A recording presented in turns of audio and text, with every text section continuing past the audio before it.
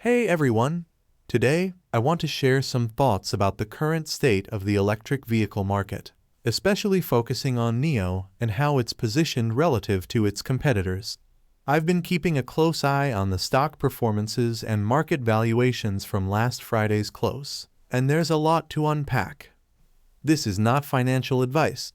Invest wisely. So, let's dive right in.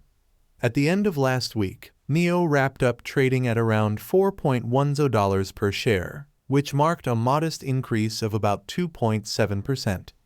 That price puts NIO's overall market capitalization somewhere near $9.28 billion. Now, when we compare that to some of NIO's peers, interesting dynamics start to show. Take Xpeng for instance. They closed at $20.67 per share, just slightly up by 0.24%. But their market cap is roughly $19.41 billion. That's more than double what NIO is currently valued at. It's a pretty striking difference considering their respective standings. You might find yourself asking why Xpeng is valued so highly compared to NIO. Moving on, Lucid Motors is another fascinating case. Lucid shares closed at about $2.84, a solid jump of nearly 6%. Their market cap is approximately $8.6 billion, nearly matching NIO's valuation. But when you look at their actual delivery numbers and scale, Lucid's still a smaller player in many respects, yet they command nearly the same market valuation. Rivian, too, deserves a mention. It ended Friday up 3.3%. Trading at $15.81 per share, with a market cap sitting around $18 billion. Again, that's about twice the value of NIO. So here you have these companies, some of which are producing significantly fewer cars, being valued at multiples of what NIO is worth. We also can't ignore Li Auto, trading at roughly $28 per share, and Zeekr, which closed near $29.34. Though Zeekr is preparing to delist from the US market soon, its current valuation is still noteworthy. And of course, Tesla remains dominant in the space, trading around $349 per share with steady gains. Now, after observing these figures, I have to say, I'm actually feeling pretty calm and optimistic about NIO. Why? Because I firmly believe that NIO has been undervalued and unfairly treated by the market so far. Despite the lower market cap, the fundamentals and upcoming catalysts for NIO point to significant upside potential. I see this as a huge opportunity, a gap that the market will eventually correct. One thing that really stood out this week was the notable increase in institutional interest in NIO. Big financial giants like UBS, Union Bank of Switzerland, and Citi have significantly increased their holdings recently.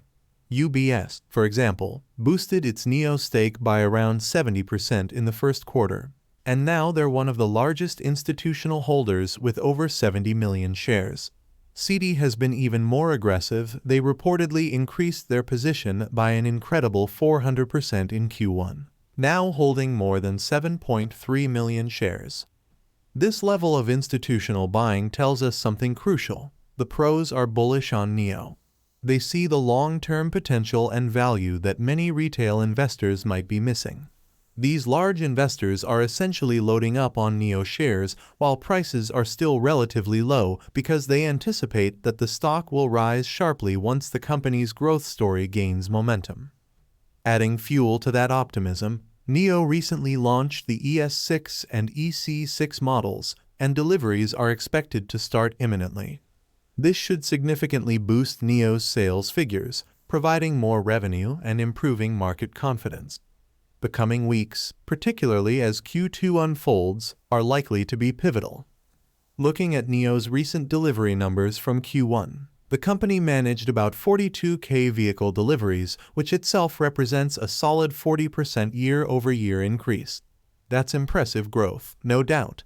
But here's the key. If NIO can maintain or exceed this pace, the company could hit a delivery milestone of 100,000 units or more in Q2. That would be a game changer, potentially doubling their deliveries compared to the previous year. If NIO achieves this level of growth and provides strong guidance for Q2, It will help bridge the gap between current valuations and the actual performance potential of the company.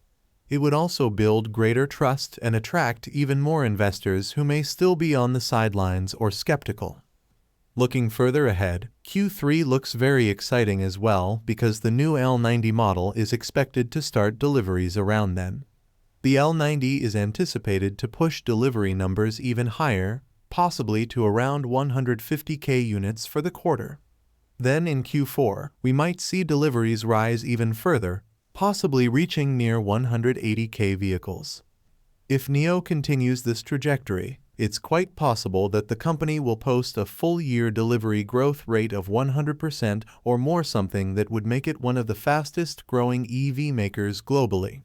Achieving this kind of growth will likely force the market to reevaluate NIO's valuation and potentially drive the stock price much higher. Of course, if NIO falls short of these targets or doesn't provide strong guidance indicating plus 100,000 deliveries in Q2, it could be a sign that the growth story might slow down and the market could remain hesitant.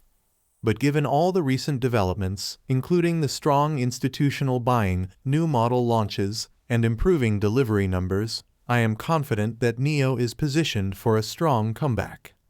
Let's be clear, companies like Lucid and Rivian currently have much smaller delivery volumes, a few thousand to around 15,000 per quarter, yet their market caps are similar to or higher than NIO's. Xpeng is selling more vehicles than NIO, but still has roughly half the revenue, reflecting different business models and market segments. So the numbers we're seeing suggest a clear undervaluation in NIO's case, which makes this a potentially huge opportunity. Finally, the second quarter will be a critical test for NIO and the market's perception of it. The company is expected to release its Q1 earnings report around early June, which will provide more clarity on financials and, crucially, offer guidance on Q2's expected revenues and deliveries. This upcoming earnings report could mark a turning point. If NIO confirms strong growth projections and solid deliveries, it will likely silence a lot of the short sellers and doubters who have been skeptical so far. To sum it up, the path ahead looks promising for NIO.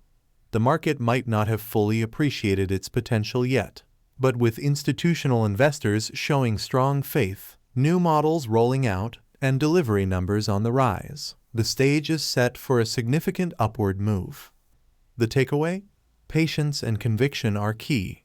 Those who stick with NIO through this phase of market undervaluation will probably be rewarded handsomely in the long run.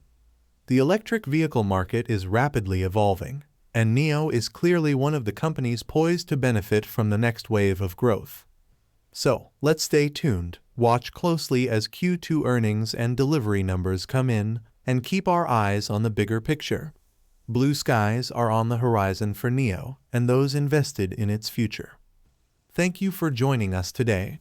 If you enjoyed the video, don't forget to hit the like button and subscribe to our channel for more stock predictions and market insights. Remember to turn on the notification bell so you never miss an update. Happy investing, and see you in the next video.